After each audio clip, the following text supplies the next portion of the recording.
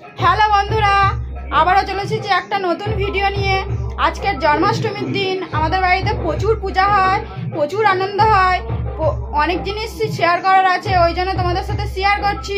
চলো আজকের কি কি হয় তাই দেখাচ্ছি, আপনারা সাথে থাকুন।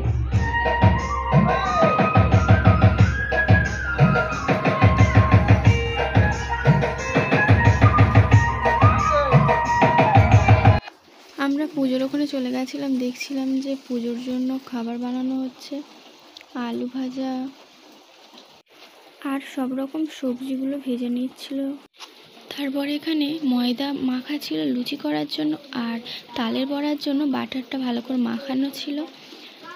তারপরে এখানে লুচি ভাজার জন্য এরা তিনজন মিলে লুচিগুলো ভালো সুন্দর করে বেলে নিচ্ছিল আস্তে আস্তে। আর ওইদিকে হচ্ছিল পুজোর জোগাড়, মানে পুজোর খাবার দাবার তৈরি হচ্ছিল। তারপর এখানে দেখো সব রকম সবজি আলু ভাজাগুলো হয়ে গেছিলো।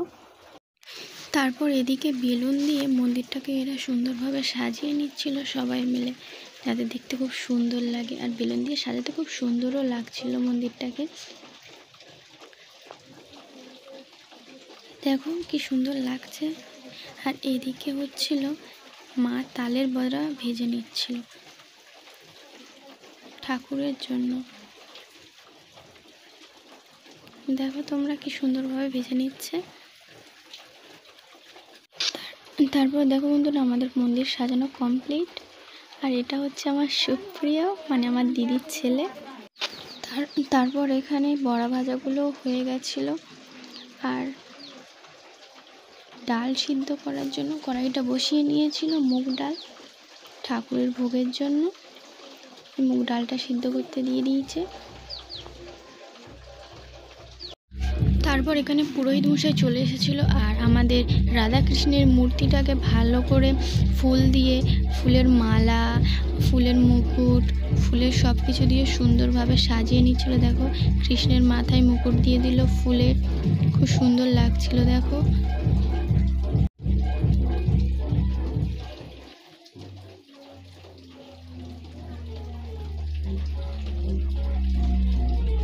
তারপর রাধার মাথাতেও সে একই মুকুট দিয়ে দিচ্ছিল।